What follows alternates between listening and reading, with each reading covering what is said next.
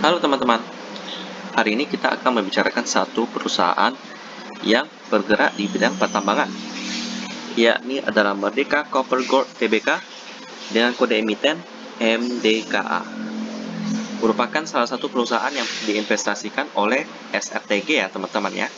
Bagi teman-teman yang ingin melihat video saya tentang SRTG, boleh cari video saya di channel saya. MDKA merupakan perusahaan induk dengan anak perusahaan yang bergerak dalam kegiatan usaha pertambangan, meliputi eksplorasi dan produksi emas, perak, tembaga, serta mineral terkait lainnya, serta layanan pertambangan. Dengan 5 aset utama, 7 bukit copper, Pani Joint Venture, Wetar or Monowari Acid Iron Metal, 7 bukit gold, dan Wetar Copper. Dan juga deposit emas dan tembaga 7 bukit adalah salah satu sumber daya mineral porphyry peringkat tertinggi di dunia, mengandung sekitar 28,3 juta ounce emas dan 8,7 juta ton tembaga. Wow, sangat bagus sekali ya tembaga 7 bukit ini. Sedangkan tambang 7 bukit yang beroperasi memiliki deposit oksida emas dan perak di dekat permukaan yang hingga 31 Desember 2020 mengandung mineral tersisa 1,9 juta ounce emas dan 77,8 juta ounce perak dan cadangan biji terkait lainnya. Tambahan pula, tambang tembaga Wetar yang beroperasi mengandung mineral tersisa 163.000 ton tembaga. Lalu pada bulan Juli 2019, Merdeka menyelesaikan akuisisi proyek Wetar sebanyak 78% kepemilikan saham melalui BTR. Lebih penting lagi, proyek Wetar kini membidik proyek aset iron Wetar atau Worowari yang menjanjikan bekerja sama dengan perusahaan setempat sebagai pengguna utama produk tersebut. Mayoritas pendapatan proyek AIM berasal dari penjualan asam, biji besi, dan tembaga spons. Dengan biaya modal 290 juta US dollar, proyek AIM memberikan NPV yang menarik sebesar 407 juta US dollar dengan IRR 26%. Lalu proyek AIM akan mulai dibangun pada kuartal 2 di 2021 ya. Berarti kuartal 2 berarti udah dimulai teman-teman. Karena sekarang udah kuartal 3 2021. Dan ditargetkan untuk menghasilkan asam pertama pada kuartal 4 2022. Oke. BGRIMM dimulai dengan rekayasa detail dan desain pada April 2021. Lalu pabrik pemrosesan AIM akan berlokasi berdekatan dengan pengambil asam dan uap masa depan. Tata letak telah dioptimalkan untuk memastikan penghematan modal dan operasional selama masa proyek. Pengembangan proyek emas Pani membuka peluang untuk menambang emas dengan sumber daya yang terukur, terunjuk, dan tereka hingga 2.370.000 ounce emas. MDKA telah menandatangani kesepakatan kerjasama dengan perusahaan pertambangan lain yang sedang melakukan eksplorasi di lokasi yang bersebelahan dengan MDKA untuk bersama-sama mencari emas dengan tujuan saling menguntungkan kedua belah pihak ya. Jadi ini mirip-mirip dengan sistem kerja.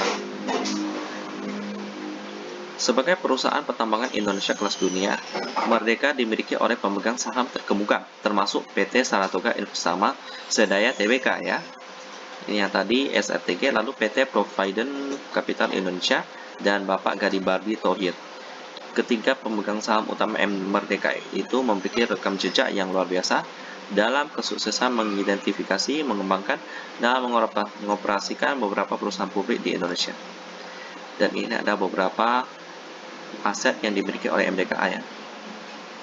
Ada proyek emas 7 bukit, lalu ada Wetar Copper, lalu ada lagi 7 bukit copper, ada lagi Pani Gold, lalu ada Wetar Worowari AIM, lalu yang terakhir sumber daya mineral dan cadangan biji 2019 dan 2020.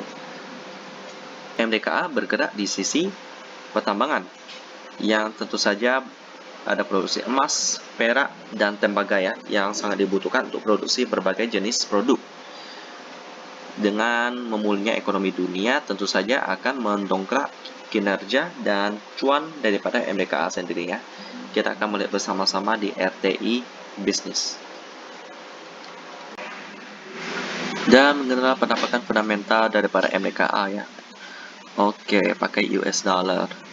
Memang susah untuk dikonversikan teman-teman ya. Jadi kita akan langsung pakai saja, tidak usah dikonversi ya.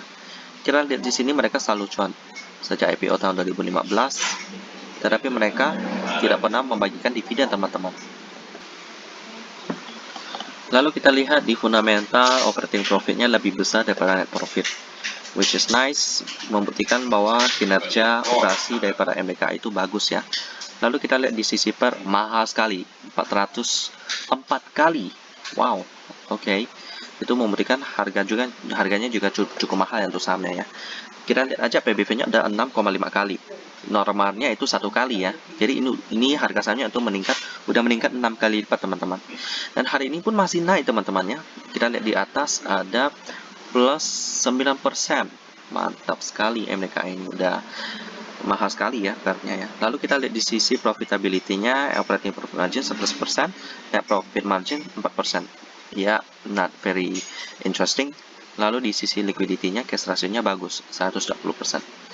Ya, dengan cash setebal itu nggak bagi dividen memang cukup membuat sedih ya, karena cash yang dimiliki MDKA cukup banyak. Tapi itu adalah kebijakan daripada perusahaan sendiri ya teman-teman. Jadi apakah MDKA ini menarik untuk diinvestasikan? Saya akan katakan tidak. Karena harganya sudah mahal, tidak pernah bagi dividen, meskipun kinerja mereka itu operasinya cukup ya standar lah ya. Harganya sudah cukup mahal teman-teman. Jadi untuk saham yang satu ini tinggal dipantau dulu sampai harganya lebih murah teman-teman. Dan lebih rajin bagi dividen. Demikianlah tentang MDKA dan kita ketemu lagi di video selanjutnya.